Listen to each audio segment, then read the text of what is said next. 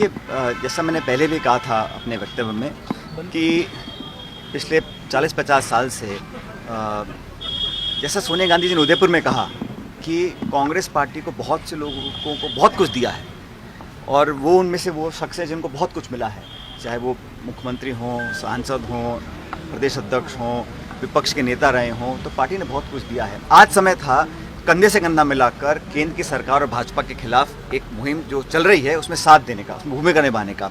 कहीं ना कहीं वो अपनी जिम्मेदारी से पीछे हटे हैं और जैसा मैंने कहा, जब सोनिया गांधी जी खुद कह चुकी हैं कि जिन जिन लोगों को पार्टी ने इतना कुछ दिया है, आज समय पार्टी को वापस देने का है, वो करने के बनस्पत वो पार्टी छोड़ के चले गए, तो जनता और समय तय करेगा कि निर्णय कितना सही था, कितना गलत था। बहरहाल हम लोगों का 4 तारीख का आयोजन पूरी तैयारी से हम लोग लगे हुए हैं और 7 तारीख की जो भारत जोड़ो यात्रा है ये भी ऐतिहासिक होगी और सब मिलकर उसमें पार्टिसिपेट करेंगे। संगठन चुनाव का कार्यक्रम घोषित हो गया, क्या गैर गांधी अध्यक्ष मिलने जा रहा है पार्टी? देखिए, ये वेणुगोपाल जी जो संगठन महासचिव हैं, उन्होंने खुद कहा है कि मिस्त्री जी जो चुनाव प्रणाली के हमारे सीए के अध्यक्ष हैं, उन्होंने एक शेड्यूल बनाया है और जैसा वेणु जी ने कहा कि इस कांग्रेस में चुनाव प्रक्रिया है, कोई भी व्यक्ति नामांकन दाखिल कर सकता है।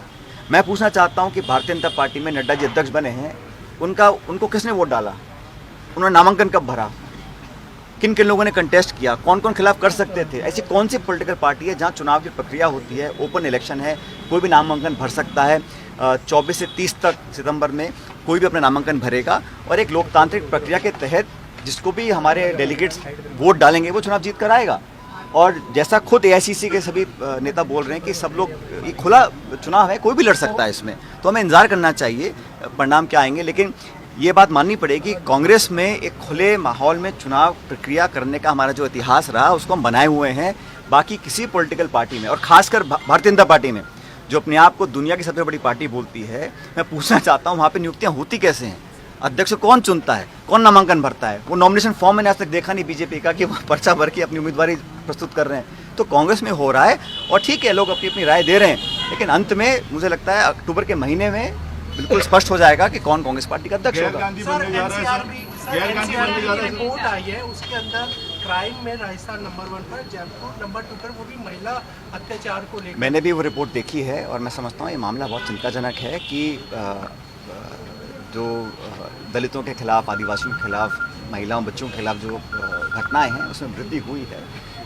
इसलिए मैं समझता हूँ जो हमारा एससी आयोग भी है उसको भी एक संवैधानिक दर्जा दिया जाना चाहिए। अनेक राज्यों में उसको कॉन्स्टिट्यूशनल ओहदा प्राप्त है और हमारा जो एससी का आयोग है उसको भी कॉन्स्टिट्यूशनल दर्जा मिलना चाहिए और पूरी सरकार को मिलकर काम करना चाहिए कि हम इन मामलों में कैसे कंट्रोल लाएँ और न्याय लोगों को समय पर मिले, वो बहुत ज़रूरी है। और किसी में इतनी हिम्मत ना हो कि गरीब, दलित, महिला पर कोई अत्याचार करने की हिम्मत कर सके, वो माहौल हमको निर्मित करना पड़ेगा। जब जालौर में गया था मैं तब भी ये कहा था कि सिर्फ कानून बनाने से या लेजिस्लेशन लाने से लोगों के जहन में डर नहीं बैठता, अपने एक्शन से एक वातावरण हमको ऐसा बनाना पड़ेगा कि कोई भी व्यक्ति ये हिम्मत ना कर सके कि बच्चियों पे, दलितों पे, आदिवासियों पे इस तरह का कोई आक्रमण कर सके, अत्याचार कर सके। वो जिम्मेदारी हम लोगों की है, उसमें पूरी ताकत से सरकार काम करेगी और भविष्य में मैं समझता हूँ हालत को हम लोग बेहतर बना सकेंगे। सर, छात्र संघ चुनाव में कांग्रेस की जो आई है एनएसयूआई, प्रदर्शन बहुत अच्छा नहीं रहा, क्या युवाओं का मुंह भंग हो रहा है पार्टी से?